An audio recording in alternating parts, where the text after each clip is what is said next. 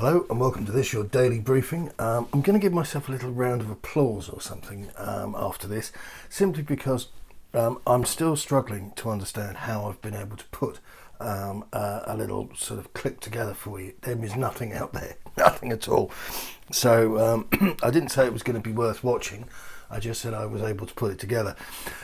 Let's get going.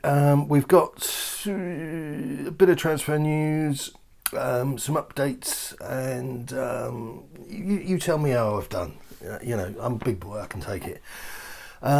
Saddest thing I think I've seen in my life this week: Nuno Espirito Santo arrives for his first day of Tottenham pre-season training. The video I'll put up on theboyhotspur.com. It's just soul destroying.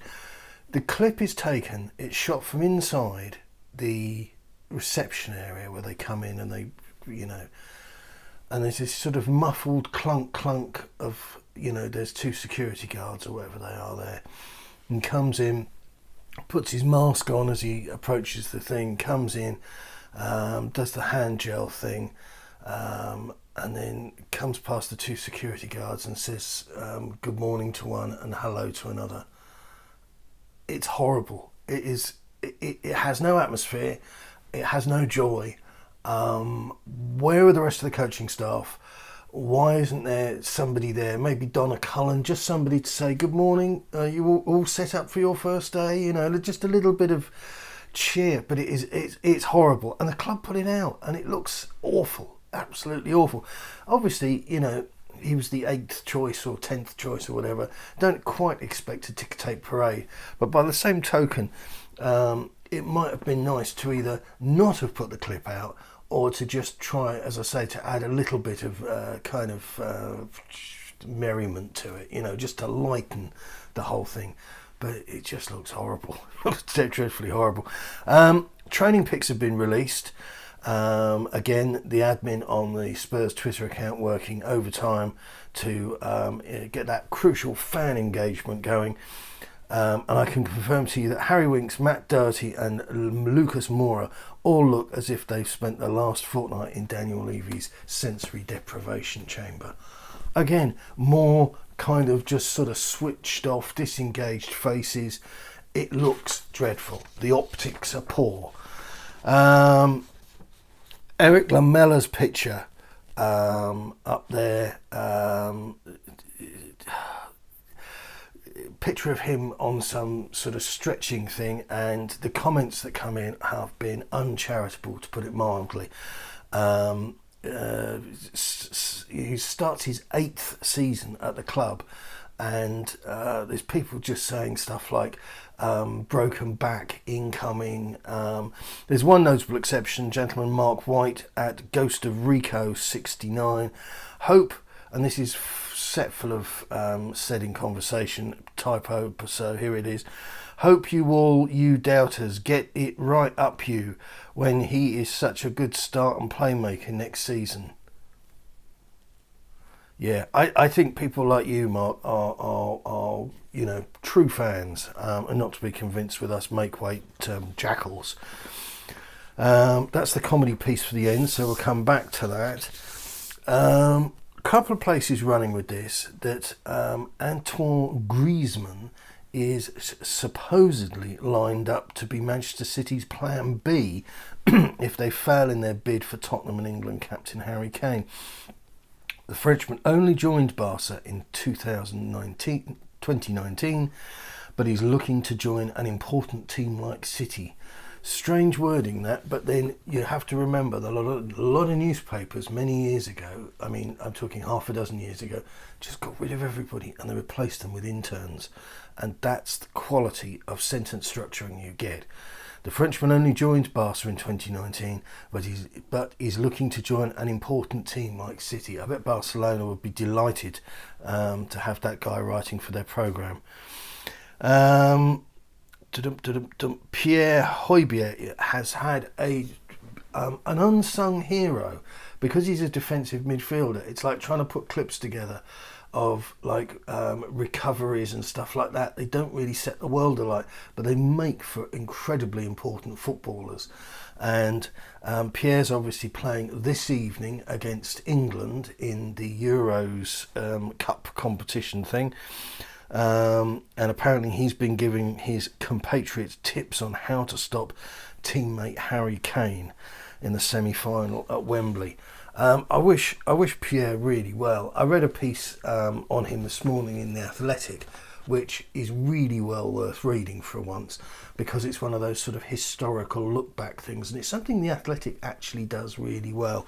It's quite heartwarming, the whole kind of backstory to the Dane, and he could. It's a tough one because my loyalties are well and truly split, but he could have a very a very important tournament. Seferovic scored 3 goals. Oh yeah, right. So this is a rumour doing the rounds that Spurs have found a possible contingent for plan 4 should Harry Kane leave. Seferovic, there you go, 8th time lucky, scored 3 goals for Switzerland before they crashed out on penalties to Spain in the quarters, and the Benfica star, I'm not sure about Benfica in the 21st century, could be heading to London after an excellent season in Portugal, scored 26 goals in all competitions. And prior to that, he scored 27 in the 2018-19 campaign. So he knows where the net is, but Benfica, I'm not sure. Ex-Frankfurt hitman is believed to have a release clause of £50 million sterling on his Benfica contract. And they get the word Benfica in one more time, just in case our confidence and hopes are building. Copa America, that's well underway. Giovanni Lo Celso and Davinson Sanchez both started against each other in the semi-final. That was yesterday, first thing this morning, UK time. Argentina won on penalties, and Lo Celso came off on the 56th minute mark. So I'll try and look in and see if that was just because he petered out, or if there was a bit of injury going on there. Speaking of petering out, Troy Boy, the boy Parrott, expected to go back on loan with several championship clubs after him. Don't wish the boy ill, but I don't think that there are many championship clubs after him at all. We've discussed him a little bit on here. I would say the most charitable thing to be conclusion to be arrived at is that we just haven't, or they or him or whoever, haven't found the right spot for him. He's not an out-and-out striker. He's possibly an attacking winger, but there's a lot of work to be done there, and I think looking to him for goals, he needs to either decide whether he's going to be saving himself up to make goals happen or saving himself up to make assists happen. But at the moment, he just looks like he's saving, and we're not really seeing anything back. Where was he? Wimbledon, was it? Or Millwall, sorry. Millwall, Norwich. What am I just talking? I've lost my mind. Millwall and Ipswich. He fared better in East Anglia than he did in London, but there wasn't really much in it in the final analysis. George Mendes, the ghost of George Mendes, he's kicking around, and Gonzalo Guedes from Valencia is a name that has been mentioned by several people. And if it happens, it'll happen in the next couple of weeks, according to deportvalenciano.com. I had a quick look at him this morning on the old scouting tool thing, and positionally, he's a bang-on rival for Sonny. So I don't quite know what the plan is there. Dele Alli, oh yeah, he was mentioned by the club's official Twitter feed this morning, and unfavourable reaction, and the best of the bunch was somebody who just simply replied, Selly Dally. Selly Dally. I ruined my own joke because it wasn't very good. God did that. Harry Kane. This is via Spurs Express, which is one of those social media accounts which is a blessing and a curse, because they just give you the who said it opposed to an actual link. But on this occasion, they've saved us all the bother. Apparently from Alistair Gold, and that's probably one of his interminable videos or one of his interminable pieces for Football London. And we've got some little shill work here for the club.